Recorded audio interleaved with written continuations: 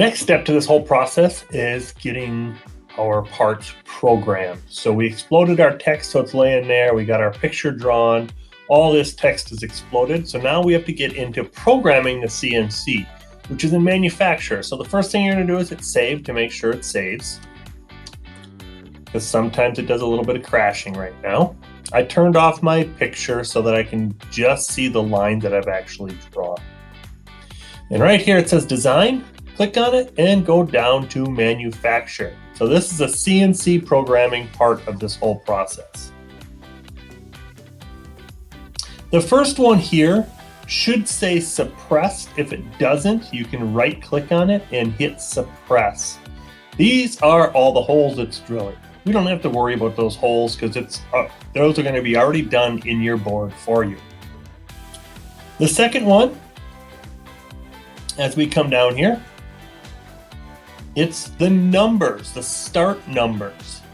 And we get that warning on there because it's suppressed, so we don't care. The start numbers. You might have a red warning right here. So I'm just going to double click on the little icon of this V-cut. So what a V-cut means, or a engrave. So what an engrave is we have a sharp pointed tool that's going to go deeper or shallower according to how wide that text is. So again, we don't have to select the tool at all. And this is an area that you can get in trouble really quick.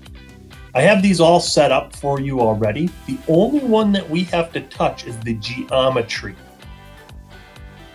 And it says contour selected 27 chains, and it looks like it's going around and catching all of those contours. So I can hit OK. If not, if you have nothing selected and it says nothing there, I can go here and click on the start numbers, and it's going to select those.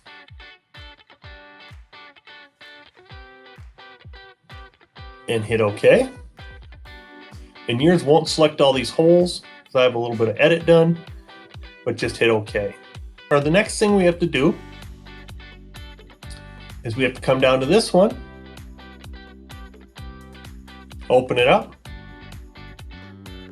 Nothing selected, so I'm going to pick your text right there and hit OK. And now that one is resolved.